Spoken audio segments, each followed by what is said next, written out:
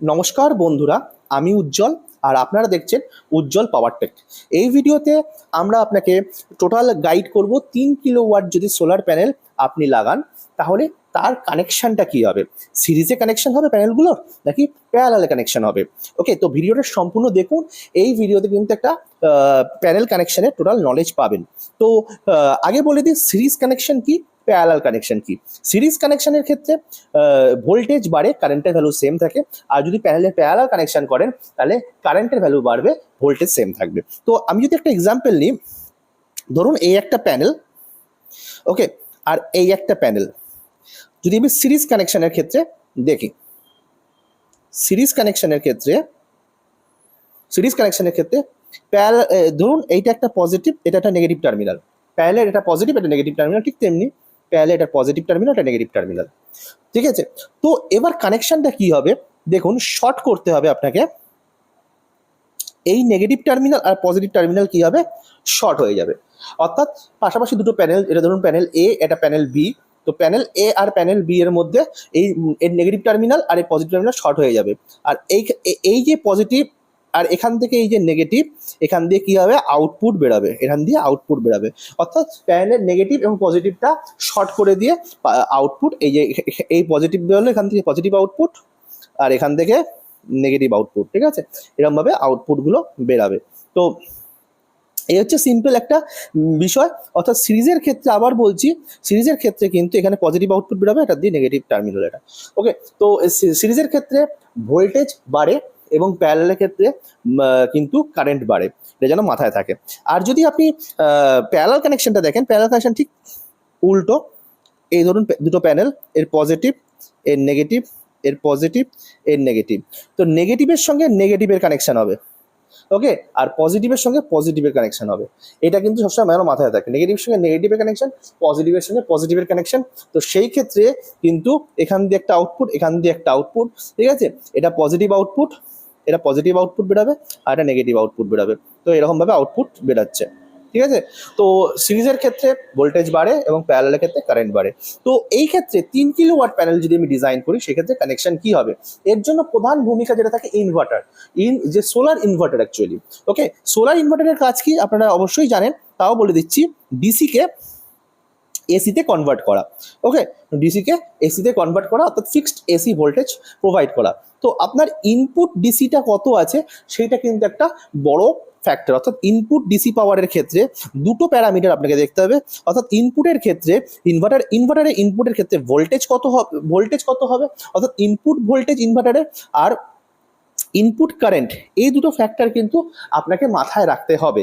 তো যাই হোক না কেন, ইনভার্টারের ফাংশন বা ইনভার্টারের স্পেসিফিকেশনটা কিন্তু একটা খুবই গুরুত্বপূর্ণ বিষয়। তো নেক্সট হচ্ছে আমরা উদাহরণ দেব। আজকে যে উদাহরণটা দেবো 3 কিলোওয়াটের অন গ্রিড সিস্টেম। 3 কিলোওয়াটের অন গ্রিড সিস্টেম, আশা করি আপনাদের গ্রিড সিস্টেমের সম্বন্ধে আইডিয়া আছে। যদি না থাকে তাহলে আমি কিন্তু ভিডিও করেছি, অন গ্রিড সিস্টেম কি, অফ গ্রিড সিস্টেম কি, হাইব্রিড সিস্টেম কি, সব ধরনের ভিডিও আছে। তো 3 কিলোওয়াটের অন গ্রিড সিস্টেমে আজকে উদাহরণ দেবো আমরা।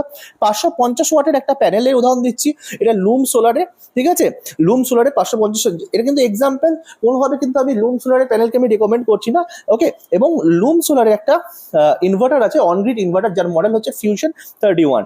ওকে, অনগ্রিড ইনভার্টার মানে হচ্ছে কোনো ব্যাটারি ফাংশন থাকবে না, বিদ্যুৎ অটোমেটিক জেনারেট হয়ে প্যানেল থেকে জেনারেট হয়ে বিদ্যুৎটা কি হবে, ইনভার্টারের মাধ্যমে ডিসি থেকে এসি, অর্থাৎ এসি কারেন্টে পরিণত হবে, অর্থাৎ এসি পাওয়ারের আউটপুট বেরোবে এবং সেখান থেকে আমাদের সমস্ত রকম বাড়ির ইকুইপমেন্ট চলবে। অতিরিক্ত যে বিদ্যুৎটা তৈরি হবে সেটা কিন্তু গ্রিডে পাঠিয়ে দেওয়া হবে। ওকে, এবং রাত্রিবেলা কিন্তু আপনি গ্রিড থেকে পাওয়ার নিয়ে করতে হবে, যখন আপনার ইলেকট্রিসিটি মানে প্রডিউস হবে না, তৈরি হবে না যখন, তখন কিন্তু গ্রিড থেকে আপনি পাওয়ার নিতে, অর্থাৎ রাত্রিবেলার ক্ষেত্রে। তো অনগ্রিড ইনভার্টারে কোনো ব্যাটারি ব্যাকআপ থাকে না। তো টোটালটাই আপনার গ্রিডের উপর ডিপেন্ডেবল হয়। তো লুম সোলারের এই একটা 550 ওয়াটের একটা প্যানেল নিচ্ছি। আর যদি আমি একটা অনগ্রিড ইনভার্টার নিই, তো সেই ক্ষেত্রে আমার কানেকশনটা কি হবে এবং কীভাবে কানেকশন করলে আমি বেস্ট আউটপুট পাবো। আমাকে আউটপুটটাও কিন্তু প্যানেল থেকে আউটপুট কিন্তু ম্যাক্সিমাম আমাকে বের করতে হবে, সেটাও কিন্তু যেন মাথায় থাকে, না তো আমার সোলার প্যানেল লাগিয়ে বেনিফিটটাই পাবো না। তো সেই ক্ষেত্রে দেখুন প্যানেলের কি স্পেসিফিকেশন থাকে। সেই সোলার প্যানেল যেটা 550 ওয়াটের আমি বলছিলাম, সে এর ম্যাক্সিমাম পাওয়ার কত, ম্যাক্সিমাম পাওয়ার যে ভোল্টেজ 42.5, এটা কিন্তু ভোল্টেজ। এই ভোল্টেজটা কিন্তু সব থেকে বেশি ইম্পর্টেন্ট, অর্থাৎ এই প্যানেল থেকে ম্যাক্সিমাম 42.5 ভোল্ট পাওয়ার এক একটা প্যানেল থেকে পাওয়া যাবে। ওকে, আর কারেন্টের রেটিংটা কত? কারেন্টের রেটিং 12.95, অলমোস্ট 13 অ্যাম্পিয়ারের মতো কারেন্ট নিচ্ছে। ওকে, তো প্যানেল থেকে ভোল্টেজ কত বেরোচ্ছে একটা প্যানেল থেকে? 42.5 ভোল্ট। আর একটা প্যানেল থেকে আউটপুট বা প্যানেলের ম্যাক্সিমাম কারেন্টের ভ্যালু কত? 12.95 অ্যাম্পিয়ার, মানে অলমোস্ট 13 অ্যাম্পিয়ারের মতো। আর ওপেন সার্কিট ভোল্টেজ, যদি সার্কিটটাকে ওপেন করি তাহলে আমার 29.7 ভোল্ট আমার প্যানেল থেকে আউটপুট বেরোবে যদি ওপেন সার্কিটের ক্ষেত্রে। তো এই দুটো জিনিস মাথায় রাখবেন। 42.5 ভোল্ট হচ্ছে প্যানেলের ভোল্টেজ, ম্যাক্সিমাম ভোল্টেজ। আর প্যানেলের ম্যাক্সিমাম কারেন্ট কত বেরোবে? সোলার প্যানেলের ম্যাক্সিমাম কারেন্ট কত বেরোবে? 12.95 অ্যাম্পিয়ার বা 13 অ্যাম্পিয়ারের কাছাকাছি। ওকে, তো দেখো এবার লুম সোলারের যে আমার যে ইনভার্টারটা রয়েছে, অনগ্রিড ইনভার্টার যেটা বলছিলাম, যেটা হচ্ছে মডেল নাম্বার ফিউশন 31, আপনারা গুগলে সার্চ দিয়ে দেখতে পারবেন। ফিউশন 31, যেটা 3 কিলো ওয়াটের জন্য ইনভার্টার। আমরা সিস্টেমে ডিজাইন করবো ক কিলো ওয়াটে? 3 কিলো ওয়াটে। ওকে, তো সেই প্যানেলে সেই ইনভার্টারেই লেখা থাকবে স্পেসিফিকেশনে কত ভোল্টেজ রেঞ্জ কত। ভালো করে এটা দেখবেন। সেই যে ইনভার্টার রয়েছে, যেটা solar inverter, on-grid solar inverter, সেই সোলার ইনভার্টারেই কিন্তু লেখা থাকবে যে তার ভোল্টেজ রেঞ্জ কত, অর্থাৎ এমপিপিটি, ম্যাক্সিমাম তার ভোল্টেজ রেঞ্জ কত রয়েছে। তো এখানে লেখা আছে, সেই প্যানেলের স্পেসিফিকেশন দেখে আমি এখানে নোট ডাউন করেছি, সেটা হচ্ছে 70 থেকে 550 ভোল্ট ম্যাক্সিমাম পাওয়ার ইনভার্টারে যেতে পারবে। ওকে, আর ম্যাক্সিমাম ডিসি ইনপুট কত দিতে পারবো? 550 ভোল্ট ম্যাক্সিমাম, কেননা এই যে দেখতে পাচ্ছি 70 থেকে 550, মানে ম্যাক্সিমাম কত দিতে পারবো? 550। আর ইনপুট কারেন্ট কত দিতে পারবো ইনভার্টারে? 20 অ্যাম্পিয়ার। তাহলে আমাকে মনে রাখতে হবে 70 থেকে 550 ভোল্ট আমি ম্যাক্সিমাম ভোল্টেজ রেঞ্জ দিতে পারবো। ওকে, এর বেশি ভোল্টেজ কিন্তু আমি ইনভার্টারে ইনপুট, অর্থাৎ সোলার প্যানেল থেকে যে পাওয়ারটা বেরোচ্ছে ইনভার্টারের ইনপুটে কিন্তু আমি এর থেকে বেশি মাত্রায় ডিসি ভোল্টেজ দিতে পারবো না। আর কারেন্ট কত দিতে পারবো? Maximum 20 ampere. Okay, 20 ampere current ইনভার্টারের ইনপুটে আমি দিতে পারবো। ওকে, অবশ্যই দুটোই কিন্তু ডিসি, যেহেতু সোলার ইনভার্টার। তো তো আমি যদি 6টা প্যানেল লাগাই, ভালো করে বুঝুন, 6টা প্যানেল লাগালে আমার 3 কিলোওয়াট মিট করবে। কেন? 550 করে যদি হয়, তাহলে আপনার 3 কিলো করতে গেলে কত লাগবে? 6টা লাগবে। তো 6টার ক্ষেত্রে আপনি বলবেন স্যার তাহলে তো 3 কিলো 300 হয়ে যাচ্ছে। হ্যাঁ, 3 কিলো 300 ঠিকই হচ্ছে, তো 3300 ওয়াট হচ্ছে ঠিকই, কিন্তু এটা কনসিডার করতে হবে। নিশ্চয়ই আমি যদি 5টা লাগাই তাহলে তো হবে না, প্রায় 2.5 কিলো সামথিং, 3 কিলোর কমে হবে, 3 কিলোর সামান্য বেশি হলে ওয়াটেজে কোনো সমস্যা হয় না।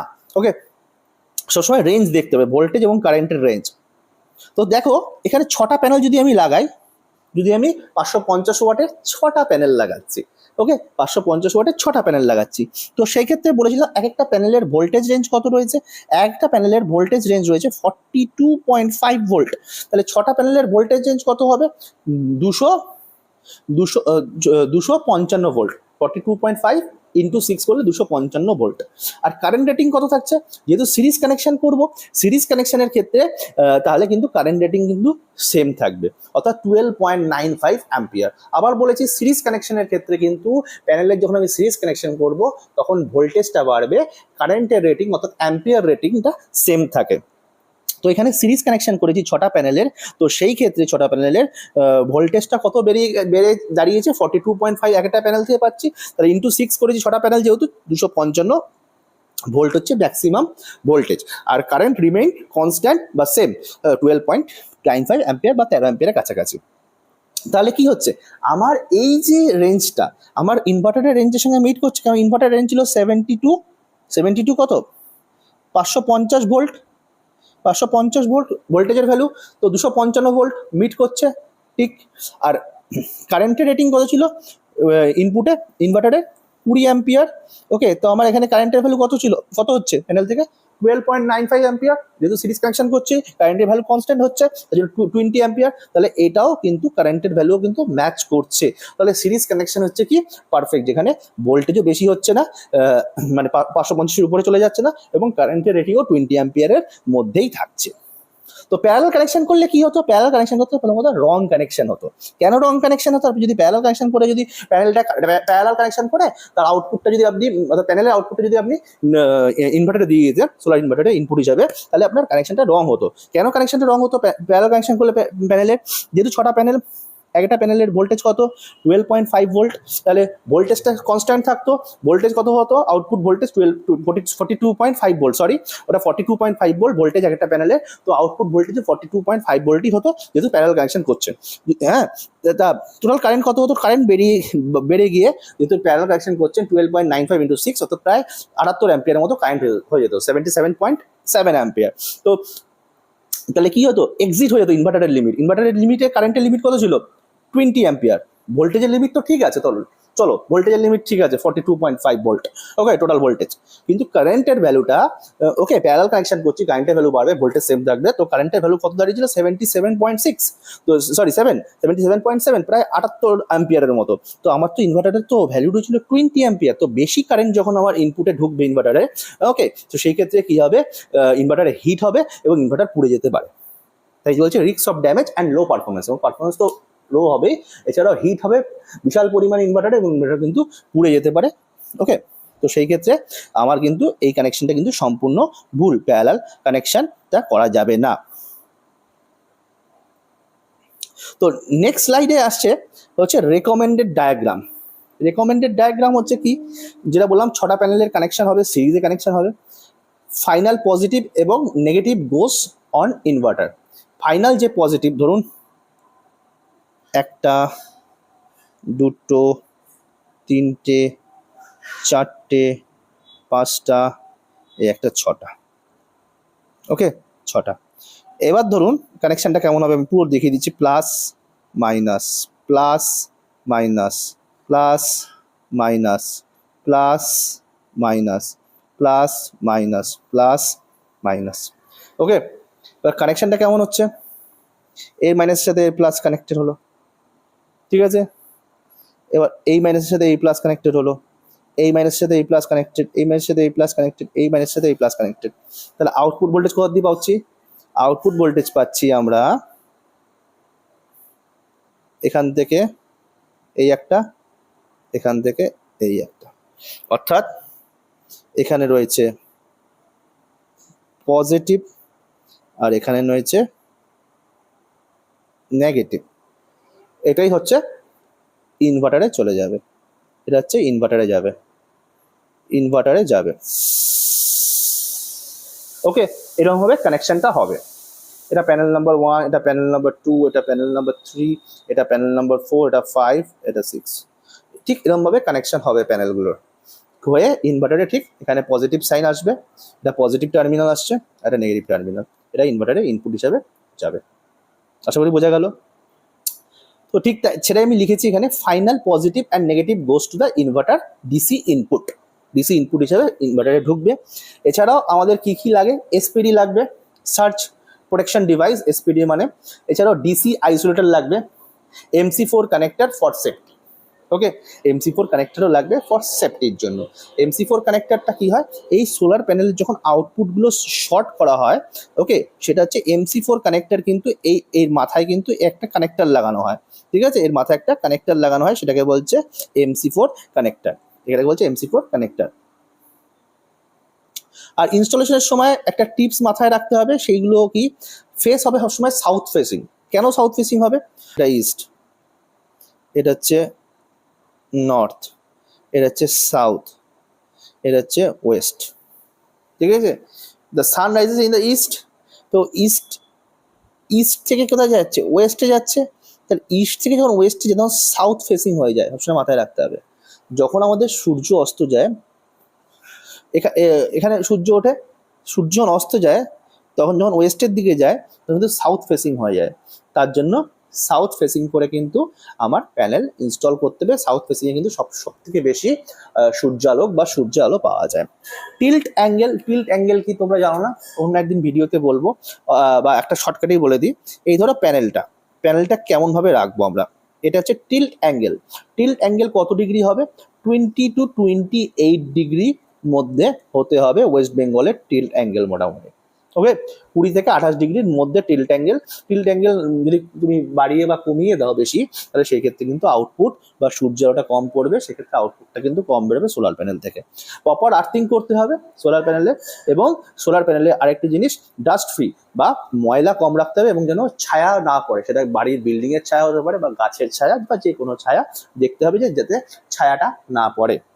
ওকে, সেটা কিন্তু খেয়াল রাখতে, তাহলে কিন্তু আউটপুটটা ভালো আসবে।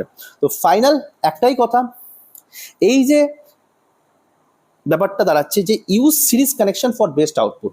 এক্ষেত্রে আমি বললাম use series connection for best output. তোমরা যদি 5 কিলোওয়াট, 1 কিলোওয়াট, 2 কিলোওয়াটের প্যানেলের কানেকশন দেখতে চাও, সোলার প্যানেল কানেকশন করবে, সেটাও আমাকে বলো, আমি এখানে একটা ভিডিও করে দেবো।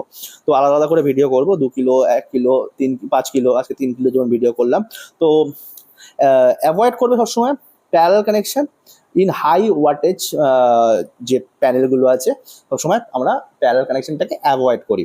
ওকে, তো প্ল্যান স্মার্ট, ইনস্টল সেফ, এটাই হচ্ছে আমার লাস্ট কথা ছিল এই ভিডিওতে। আর ভিডিওটা কেমন লাগলো অবশ্যই জানিও, লাইক করো, শেয়ার করো, সাবস্ক্রাইব করো।